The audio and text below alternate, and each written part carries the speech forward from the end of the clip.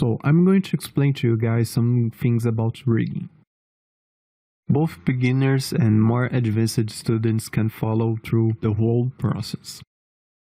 Before opening the program and doing something inside the engine itself, we are going to talk about what is rigging exactly. So let's get to it. Before anything else, let's talk about definition.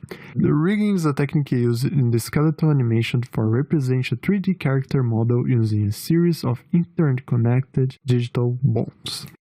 Rigging refers to the process of creating the bone structure of a 3D model.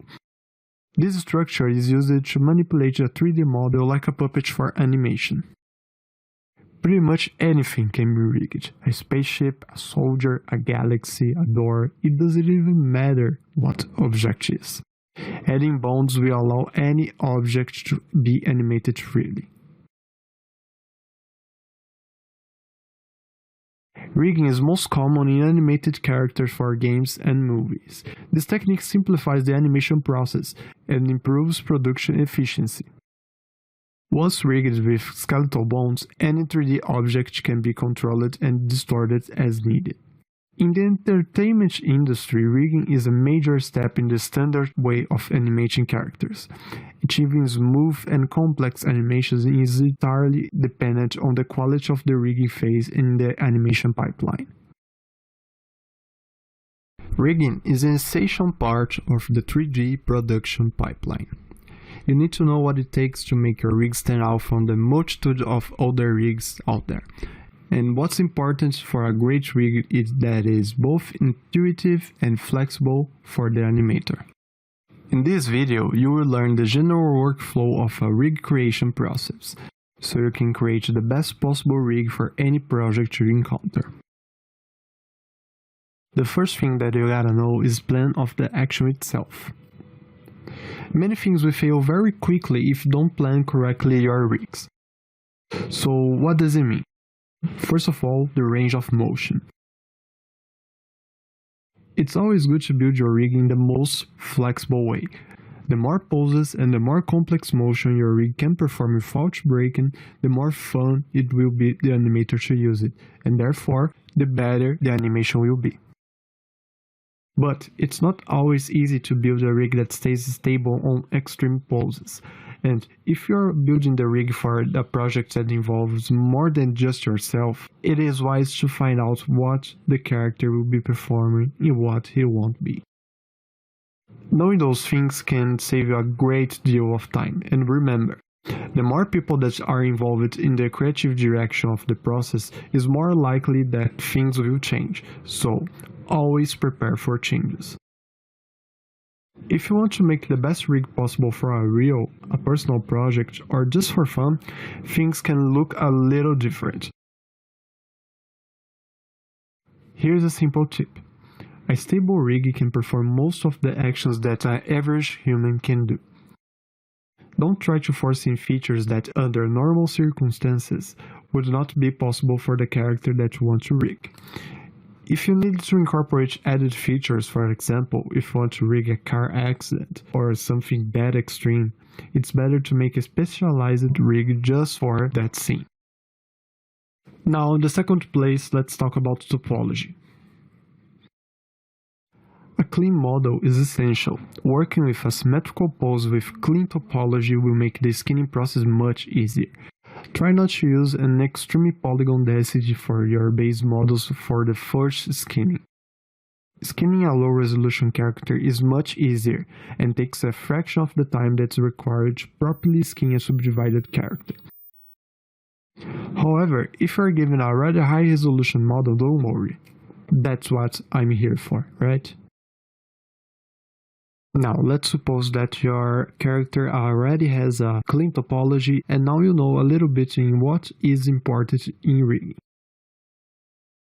Let's talk about another topic that might be useful for you, the joint placement. It can be very frustrating to notice that a joint is badly placed after you're almost done with your rig, right? Unless you have a well-designed and scripted rigging toolset, you want to be 100% sure that your joint's in all the right spots. Studying how things move and where certain pivots are is always a good habit.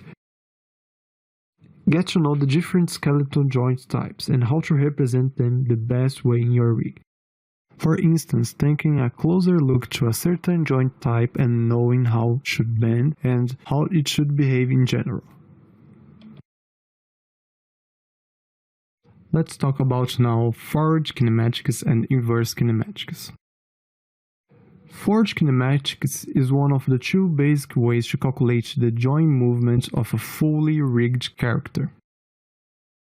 When using FK rigging, any given joint can only affect parts of the skeleton that fall below it on the joint hierarchy. For example, rotating a character's shoulder changes the position of the elbow, the wrist, and the hand. When animating with forward kinematics, the artist typically needs to set the rotation and position for each joint individually. The final position of a terminating joint is calculated as a function of the joint angles of every point joint above it in the hierarchy. Now, about inverse kinematics or IK, is basically the reverse process from the FK.